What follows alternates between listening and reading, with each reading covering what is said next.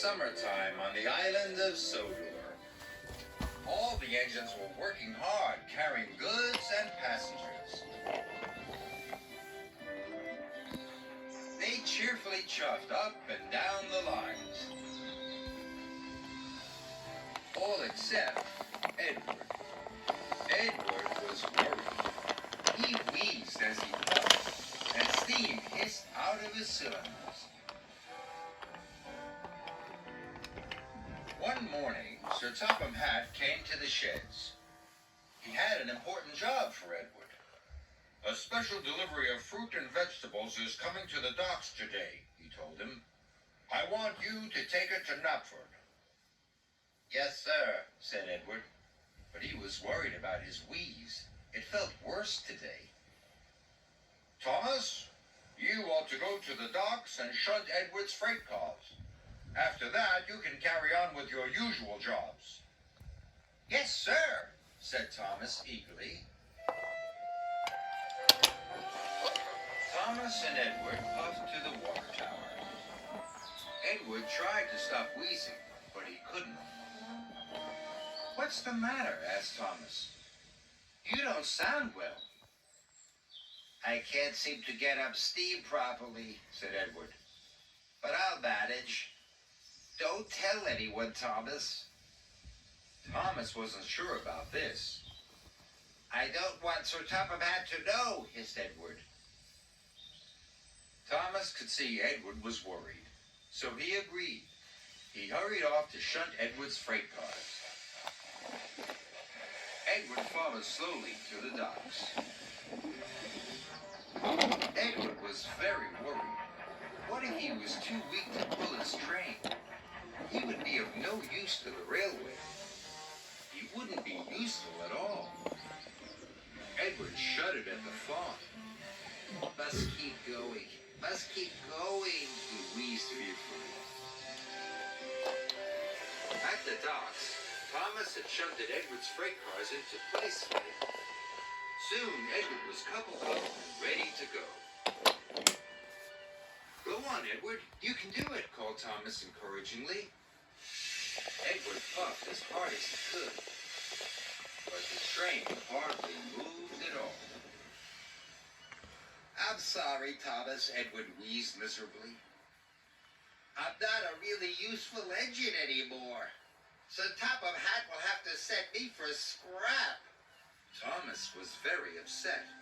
He wanted to help Edward. I'll do my other jobs first, Thomas said. Then I'll pull the train for you. Edward watched Thomas puff away. He wasn't sure if it was right to let Thomas do his job. Edward felt very worried. Thomas needed to do all his jobs as quickly as possible so that he had time to pull Edward's train. Hurry up, he told the troublesome trucks. Whack for, they snapped.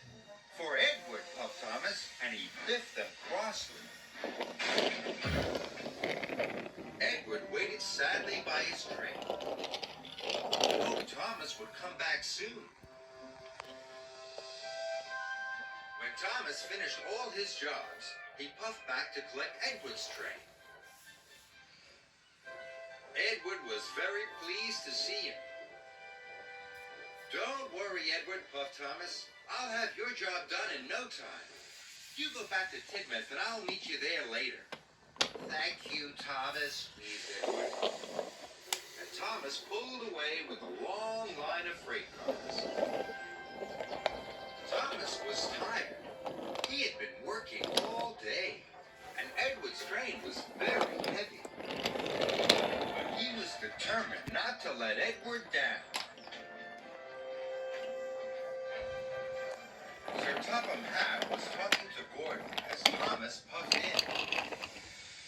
Thomas, this train is late, he said crossly. And why are you pulling it? Where is Edward? Thomas didn't want to get Edward into trouble. He had to think of an excuse. Edward took on the wrong sort of coal, sir. The wrong sort of coal? Boomed Sir Topham Hatt. What nonsense, Thomas. I'll find out what Edward has to say about this later. Sir Topham Hatt was very cross. He gave Thomas another job to do. Yes, sir, said Thomas.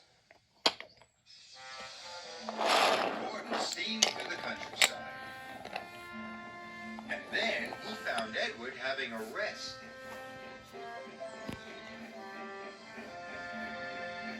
What's all this about the wrong sort of coal? Puffed Gordon. Edward looked puzzled. The wrong sort of coal? Gordon told Edward all about Thomas and Sir Topham Hatt. Edward felt very bad. He wanted to put things right. He decided he must go and see Sir Topham Hatt straight away. Edward hissed and wheezed his way to the station. His fire felt feeble. His wheels felt weak, but he battled on.